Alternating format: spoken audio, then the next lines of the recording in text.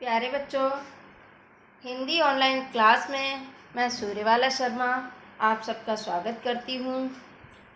बच्चों, अब मैं आपके लिए हिंदी काव्य खंड का जो छठा अध्याय है महादेवी वर्मा, उनका जो शीर्षक है हिमालय से, आज हम उसको पढ़ाने जा रहे हैं। सबसे पहले आप अपनी कॉपी पेन पेंसिल साथ में अवश्य रखें, अपनी पुस्तक को खोलें और इनका पाठ पढ़ें। जीवन भर चयन का हम दे चुके हैं बच्चों, वीडियो में आप देख ले सकते हैं हमारे चैनल पर। आज हम इनका जो पाठ है शीर्षक हिमालय से, जो सांध्य गीत से लिया गया है, उसको पढ़ाने जा रहे हैं। बहुत ध्यान से आप लोग इसे पढ़ेंगे, ठीक है। आपको पता है महादेवी वर्मा का जन्म 1907 को और मृत्यु 1987 ईस्वी को हुई थी। फर्रुखाबाद इनका जन्म स्थान था, ठीक है। चलिए, तो आज हम पढ़ाते हैं हिमालय से,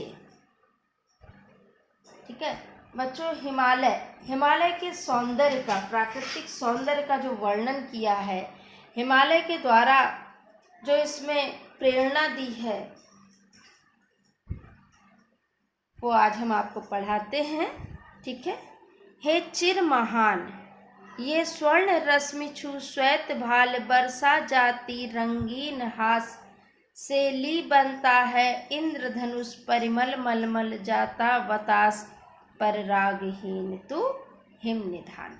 बच्चों, महादेवी वर्मा ने इसमें हिमालय के बारे में जो कहा है, आइए उसके बारे में हम आपको पढ़ाते हैं।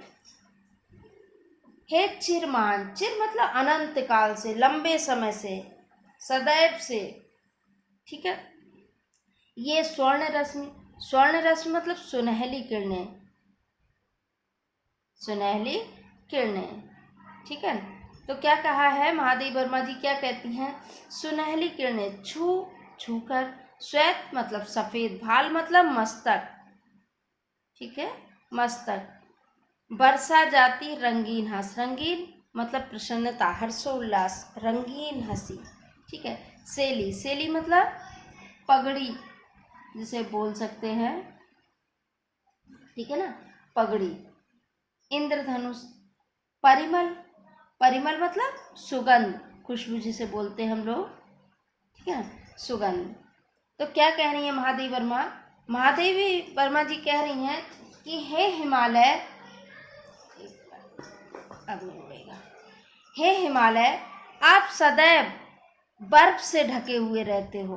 श्वेत भाल, आप जो हो वो सदैव हिम से, बर्फ से ढके हुए रहते हो, हमेशा बर्फ से ढके हुए रहते हो।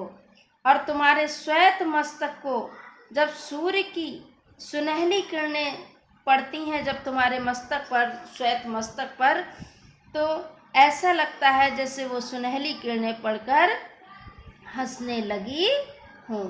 अर्थात हे हिमालय, तुम सदैव से महान हो, सदैव से महान हो, और बर्फ से हमेशा आपका मस्तक जो है, सफ़ेद मस्तक जो है, हमेशा बर्फ से ढका हुआ रहता है। जब सूर्य की सुनहली किरणें उस पर पड़ती हैं तो ऐसा लगता है जैसे वो किरणें चारों ओर हंस रही हों, रंगीन हंसी अपनी बिखेर रही हों। ऐसा लगता है जैसे मानो प्रकृति स्वयं ही हर्षोल्लास व्यक्त कर रही है, या अपने आप स्वयं ही पृथ्वी ऐसा लगता है जैसे हंस रही है। तो क्या कहा? सेली बनता है इंद्रधनुष, परिमल मलमल जाता बतास, पर रागहीन तू हिम निधान। कभी क्या कह रहा है? रंग बिरंगा जब इंद्रधनुष को देखते हैं, इंद्रधनुष निकलता है ना बच्चों, उसमें कलर होते हैं। तो क्या कहा है कि जब इंद्रधनुष निकलता है हिमालय पर, तो उसको देखकर क्या कह रहे हैं? ऐसा लगता है जैसे रंग बिरंगा इंद्रधनुष, ऐसा लगता है जैसे तुम्हारे मस्तक पर किसी ने पगड़ी को बांध दिया हो। सेली मतलब पगड़ी।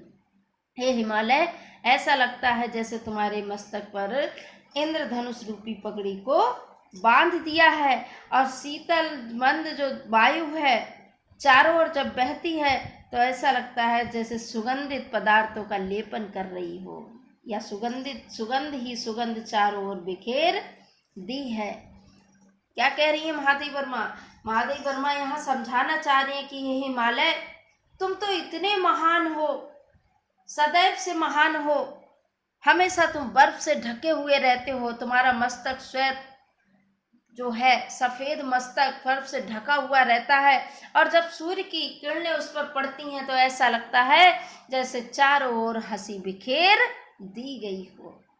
ऐसा लगता है मानो प्रकृति स्वयं ही हर्षोल्लास व्यक्त कर रही है, प्रकृति स्वयं हंस रही है प्रसन्नता से।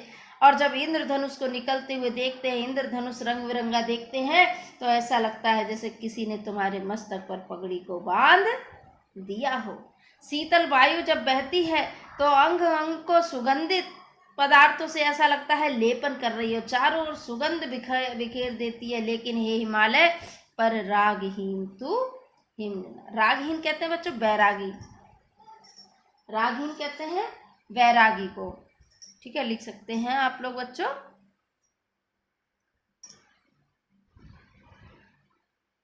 बैरागी, ठीक है ना, लिख लीजिए। तो कहा, हे हिमालय, तुम इतने महान हो कि तुम्हारी मस्तक पर सुनहली किरणें जब पड़ती हैं तो हंसी बिखेरती हैं। इंद्रधनुष तुम्हारे मस्तक पर ऐसा लगता है पगड़ी बांधता है, पगड़ी के रूप में सुशोभित होता है। चारों ओर सुगंधित, ऐसा लगता है तुम्हारे अंग अंग को स्पर्श करते हुए, लेपन करते हुए सुगंधित वायु बहती है। लेकिन हे हिमालय, फिर भी तुम बैरागियों के समान उदासीन ही रहते हो। क्या कहा? कि फिर भी तुम बैरागियों की भांति उदासीन रहते हो। क्यों? तो क्या कहा है, देखिए हिमालय, नभ में गर्वित झुकता न शीस, पर अंक लिए हैं दीन छार, मन गल जाता नत विश्व देख तन सह लेता है कुलिस भार, कितने मृदु कितने कठिन प्राण।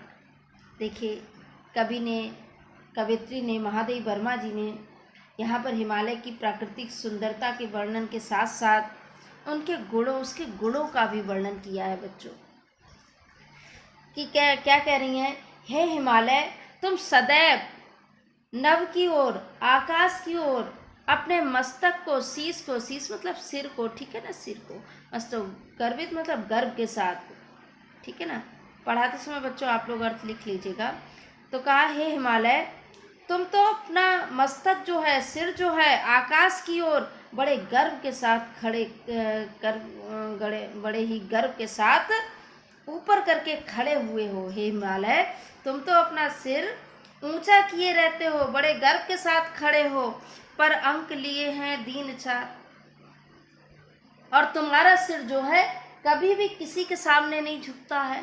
हे हिमालय, तुम तो अपने मस्तक को नभ की ओर ऊपर किए हुए, ऊंचा किए हुए, सदैव से गर्व के साथ खड़े रहते हो, कभी भी तुम्हारा मस्तक किसी के सामने नहीं झुकता है, तुम कभी किसी के सामने नहीं झुकते हो। और अपनी गोद में, अंक कहते हैं बच्चों गोद को, ठीक है ना, लेकिन तुम इतने महान हो, इतने उच्च हो, इतने महान हो कि अपने गोद में तुम दीनहीन मिट्टी को भी अपनी गोद में लिए हुए रहते हो। क्या कहा? छार का मतलब होता है बच्चों मिट्टी, ठीक है। तुम दीनहीन जो मिट्टी है उसको भी तुम अपनी गोद में लिए हुए हो, कितने महान हो। तो कहा है, कवित्री कहती है, महादेवी वर्मा कहती हैं, मन गल जाता नत विश्व देख तन सह लेता है कुलिश भार। हे हिमालय, संसार को जब तुम अपनी ओर झुका हुआ देखते हो, विश्व को जब अपनी ओर झुका हुआ देखते हो, तो तुम्हारा हृदय पिघल जाता है, दया से भर जाता है, करुणा से भर जाता है। जब तुम संसार को अपनी ओर झुका हुआ देखते हो तो तुम्हारा हृदय जो है दया से भर जाता है, दया से पिघल जाता है। तुम किसी के दर्द को, विश्व को झुका हुआ नहीं देख पाते हो। तन सह लेता है कुलिस भार, और तुम्हारा जो ये शरीर है कठोर से कठोर भार को भी सहन कर लेता है। हे हिमालय, महादेवी वर्मा क्या कहती हैं कि एक तो तुम वैसे तो महान हो, तुम्हारा सिर हमेशा गर्व के साथ ऊपर ऊंचा उठा रहता है, आकाश की ओर ऊपर खड़े हुए किए हुए तुम खड़े रहते हो, तुम्हारा सिर किसी के सामने नहीं झुकता है। लेकिन तुम्हारी महानता कितनी है कि तुम मिट्टी जैसे दीनहीन कणों को भी अपनी गोद में लिए रहते हो। जब संसार को, विश्व को जब अपने आगे झुका हुआ देखते हो तो तुम्हारा हृदय श्रद्धा से हृदय पिघल जाता है, दया से मन तुम्हारा रो देता है, पिघल जाता है। तुम्हारा शरीर कठोर से कठोर भार को भी सहन कर लेता है। हे हिमालय, कितने मृदु कितने कठिन प्राण, मृदु मतलब कोमल। हे हिमालय, तुम अंदर से कितने कोमल हो, किंतु कठोरता को भी सहन करने की तुम शक्ति रखते हो। कठोर होते हुए भी तुम अंदर से तुम मृदुल हो, कोमल हो, मृदु हो, लेकिन ऊपर से तुम कठोर से कठोर शक्ति को भी सहन करने की शक्ति रखते हो, कठोरता को सहन करने की शक्ति रखते हो। देखिए बच्चों, महादेवी वर्मा ने इसमें खड़ी बोली का ही प्रयोग किया है, ठीक है ना। आप जब काव्यगत सौंदर्य लिखे तो ध्यान दें कि खड़ी बोली का प्रयोग किया है इन्होंने। रस इसमें श्रृंगार है बच्चों, ठीक है ना। गुण आपका माधुर्य है, आप लिख सकते हैं, जिससे कि अगर आपसे पूछा जाए या काव्यगत सौंदर्य में लिखें तो ठीक है। और इसमें देखिए बच्चों, उपमा है। कौन कौन सा अलंकार है? उपमा है, उत्प्रेक्षा है बच्चों, मानवीयकरण है। उपमा मतलब जहाँ तुलना की जाती है, ठीक है ना, दूसरी चीज से उसी के रंग रूप गुण के आधार पर। उत्प्रेक्षा क्या है? जहाँ उपमेय में उपमान की संभावना हो। अनुप्रास भी है बच्चों इसमें, ठीक है ना, वर्णों की आवृत्ति हो। मानवीयकरण है, मानवीयकरण मतलब प्रकृति को मानव के रूप में प्रस्तुत कर देना। हिमालय को दिया है ना। चलिए आगे देखिए,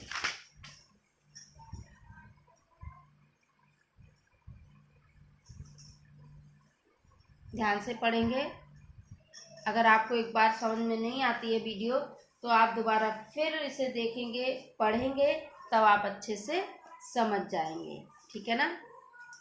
टूटी है तेरी कब समाधि, झंझा लौटे सतहार हार, बह चला द्रगों से किंतु नीर, सुनकर जलते कण की पुकार, सुख से विरक्त दुख में समान। देखिए महादेवी वर्मा क्या कह रही हैं बच्चों, हिमालय की जो विशेषता है, हिमालय के जो गुण है, प्राकृतिक सौंदर्य के साथ साथ हिमालय की दृढ़ता के बारे में और उसके प्रति जो उनकी भावात्मक अनुभूति है, जो उनकी फीलिंग्स हैं, उनके बारे में इसमें बताया गया है कि टूटी है तेरी कब समाधि, झंझा लौटे सतहार हार, बह चला द्रगों से किंतु नीर, सुनकर जलते कण की पुकार, सुख से विरक्त दुख में समान। मेरे जीवन का आज मूक तेरी छाया से हो मिलाप, तन तेरी साधकता छूले, मन ले करुणा की था नाप, पुर में पावस द्रग में बिहान। बच्चों इस सांद गीत इनकी जो रचना है उससे लिया गया है, ठीक है। तो देखिए झंझा, झंझा बच्चों कहते हैं आंधी तूफान जो आता है ना, अरे कह देते हैं गांव में कैसे झंझा झंझा में पड़ गए हम तो, ठीक है। बिहान बोलते हैं बच्चों सवेरे को, ठीक है, सवेरा। विरक्त आप जानते हो बैरागी, था मतलब जो गहराई होती है, ठीक है। क्या कह रही हैं महादेवी वर्मा, कहती हैं कि हे हिमालय, तुम कितने महान हो, तुम कितने कठोर, टूटी है तेरी कब समाधि। हे हिमालय, तो तुम कितनी कठोर तपस्वी की भांति समाधि लगाए हुए खड़े रहते हो, समाधि लगाए हुए रहते हो। ना जाने इस समाधि से टकराकर ना जाने कितने ही आंधी तूफान आकर चले गए, लेकिन तेरी समाधि को कोई भंग नहीं कर सका। हे हिमालय, तुम इतने कठोर हो, ऐसे महान हो, ऐसे कठोर तपस्वी की भांति तुम समाधि लेकर, समाधि की भांति समाधि लगाए हुए खड़े रहते हो। ना जाने कितने ही आंधी तूफान, बड़े से बड़े झंझा आकर लौट कर हजारों बार, सैकड़ों बार आकर तुमसे टकरा कर यहाँ से लौट कर वापस चले गए, लेकिन तुम्हारी समाधि को कोई हिला नहीं सका, तुम्हारी समाधि को कोई भंग नहीं कर सके। वह झंझा लौटे, केवल टकराए और टकरा करके हार मानकर स्वयं ही वापस लौट गए, लेकिन तुम्हारी समाधि को वो भंग नहीं कर सके, अर्थात आपको वो हिला नहीं सके। कहने का मतलब है बच्चों कि जब हम किसी बात की दृढ़ता मन में ले लेते हैं, दृढ़ विश्वास, दृढ़ निश्चय कर लेते हैं, तो वास्तव में हमारे विश्वास को कोई हिला नहीं पाता है। तो देखिए क्या कहती हैं कि वह चला रगों से किंतु नीर, सुनकर जलते कड़की पुकार, दुख से विरक्त सुख में समा। क्या कह रही है महादेवी वर्मा बच्चों?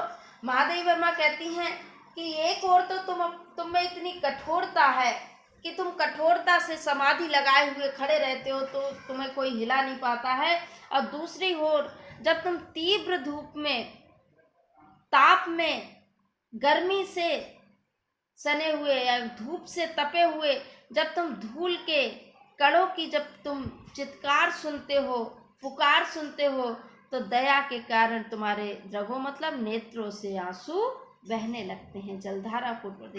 कहने का मतलब है बच्चों कि जब बर्फ जमी हुई होती है हिमालय पर, तो जब धूप निकलती है, धूप की जब रोशनी पड़ती है, तो बर्फ क्या होती है?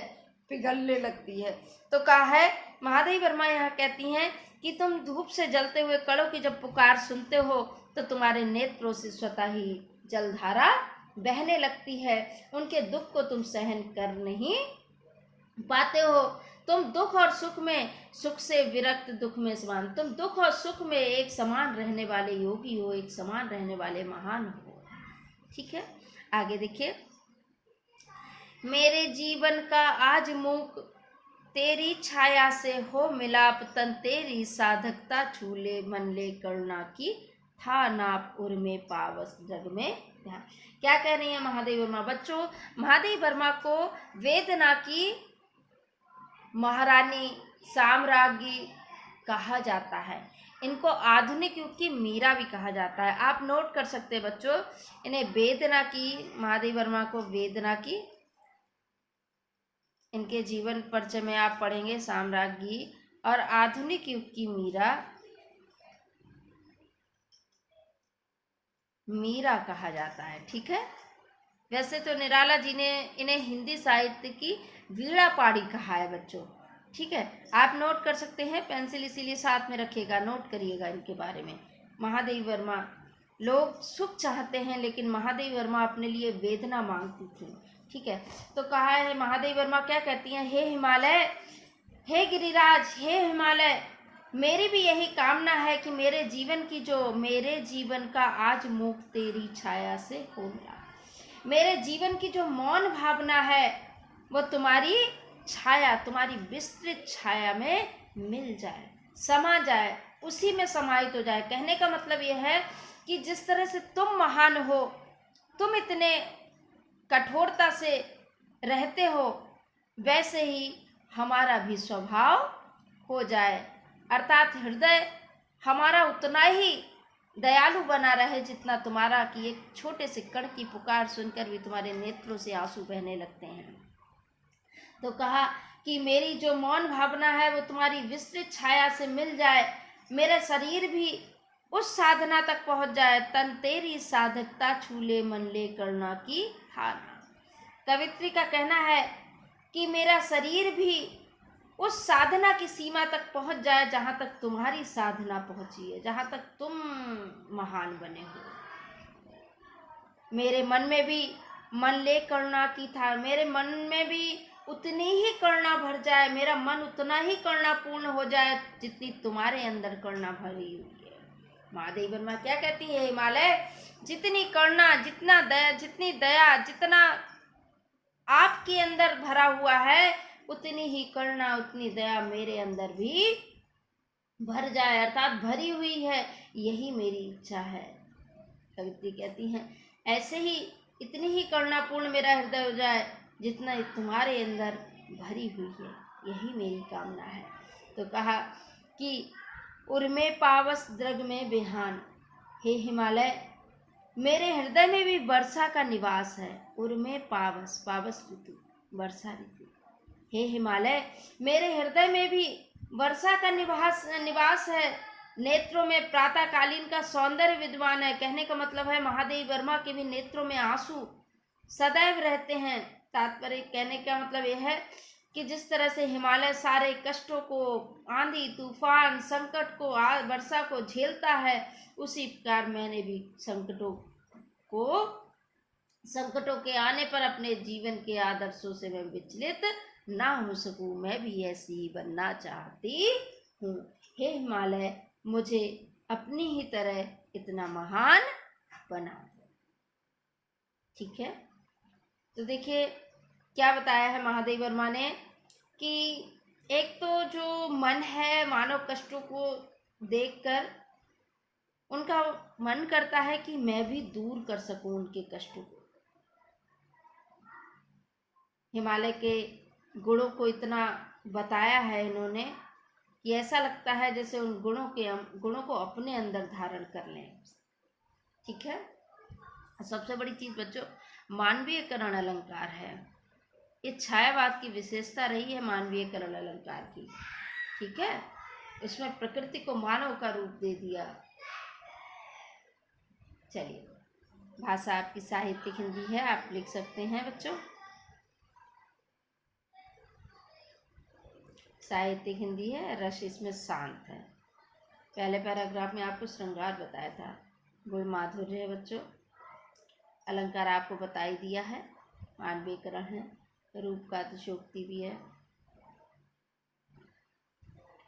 तो अतिशोक्ति जानते ना, थोड़ी सी बढ़ा चढ़ा के बात करना थोड़ा सा। ठीक है, रूपक अलंकार के साथ। तो बच्चों ये आपका हिमालय से शीर्षक समाप्त हुआ। अगला शीर्षक वर्षा सुंदरी के प्रति हम अगला वीडियो में लेकर आएंगे। तब तक के लिए धन्यवाद। और आपको इसमें से कौन सा करना है ये आप लिख लीजिएगा, क्योंकि वेरी मोस्ट इम्पॉर्टेंट पहला आपको अर्थ लिखना ही है काव्यगत सौंदर्य के साथ, संदर्भ, प्रसंग और अर्थ, काव्यगत सौंदर्य।